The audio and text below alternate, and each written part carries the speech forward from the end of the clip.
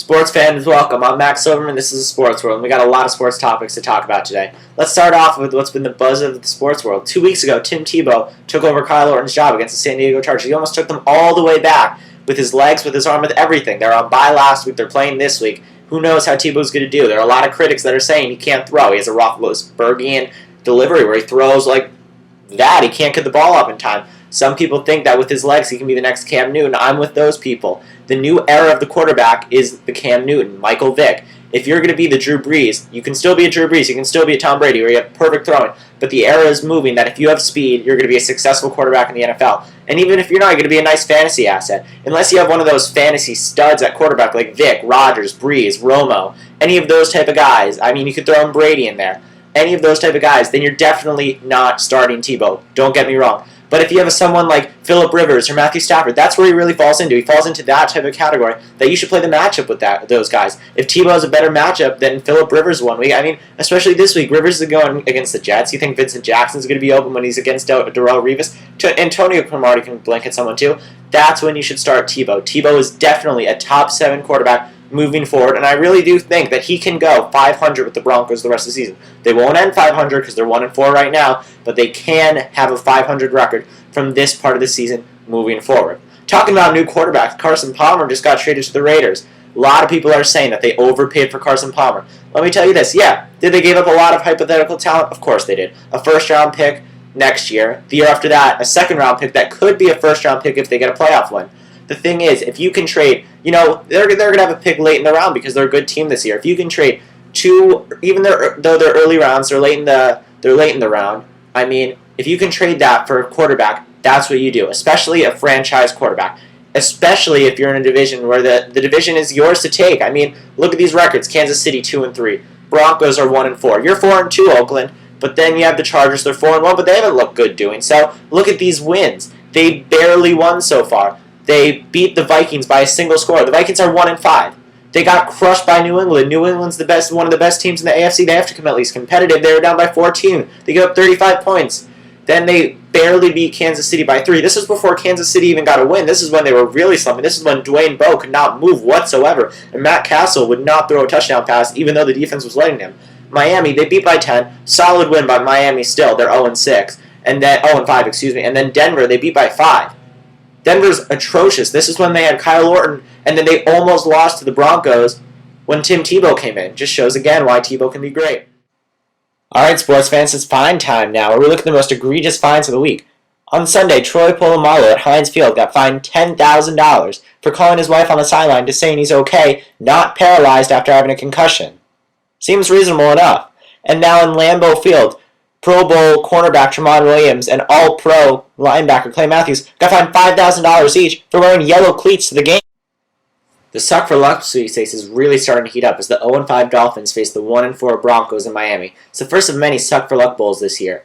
For some time now, it's been inevitable that Stanford Cardinal Andrew Luck will be the first overall pick in the draft.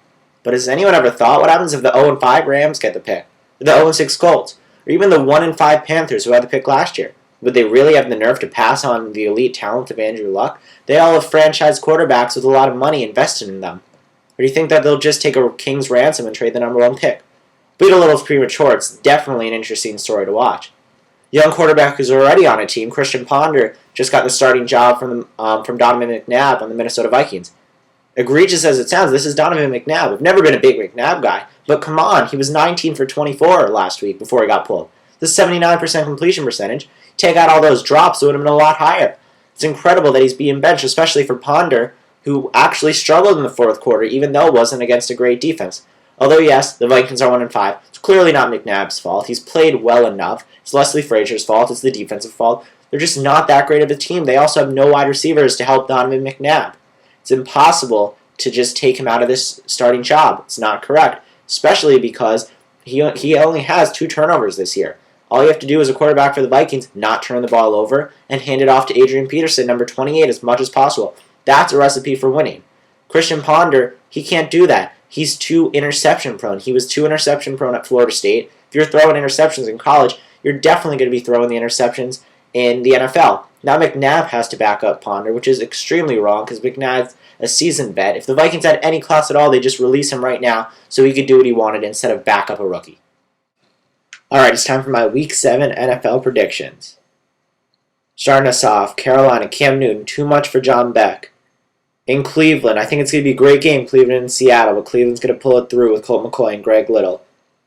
Oakland Raiders, interesting team. Without Carson Palmer, I don't think they can win starting Kyle Bowler. Lions, Falcons, underrated game. People are really bashing the Falcons. I think it'll be close, but I think the Lions come out on top. Pittsburgh Steelers, Arizona Cardinals. This one should be a blowout. Pittsburgh should run all over the Cardinals. Rashard Mendenhall back, fully healthy, showed that last week. Texans, Titans. Texans without Mario Williams. It'll be a struggle on defense, but I don't think Chris Johnson can get it going. In the secondary, surprisingly, has been very good. Dallas Cowboys, St. Louis Rams. Rams still looking for that first win. Romo really hasn't been that bad unless it's the fourth quarter. The game will be in garbage time by the time it's the fourth quarter. Tim Tebow. Tebow Mania comes to Miami with the Tim Tebow celebration before the game. Tim Tebow comes out on top. Green Bay Packers playing Christian Ponder. Sorry, Christian, it's your first start going against the 6-0 Packers. They're going to be 7-0. They can possibly make a run to go undefeated this year. San Diego and the Jets. Jets looking to get a big win. Miami Dolphins doesn't really count last week. Not going to get it against the Chargers. One of the worst Monday Night Football games in recent memory. It's going to be the Baltimore Ravens, Jacksonville Jaguars. Blaine Gabbert might not even complete 10 passes this week. Going to London. They're going to cheer every time there's a field goal, not necessarily a touchdown. That's too bad because Matt Forte is going to run all over that Buccaneers defense, even if Gerald McCoy is playing. New Orleans Saints, Indianapolis Colts, one of the last winless teams remaining. Still in the suck for luck sweepstakes. Going to stay in that suck for luck sweepstakes because they're not going to be able to beat the Saints with Drew Brees coming back looking for a win. It's the end of October. It's the World Series. No one's talking about it. It's all football. People aren't even talking about Josh Hamilton's injury more than the actual games. They're missing the drama of these games. 3-2 game one. Jason Mock closing it down. Hero. Alan Craig. Pinch hitter. Pinch hitter won the game in the World Series. Next game, Alan Craig again was the hero. He had the hit to get the Cardinals up 1-0, but Jason Mock blew the save in the 9th inning, giving up 2 runs. Even though Tony La Russa controversially took his closer, Jason Mock, out of the game and brought in 41-year-old Arthur Rhodes to try and shut it down. Needless to say, he didn't shut it down. But now it's Game 3. The tempo can be changed tonight.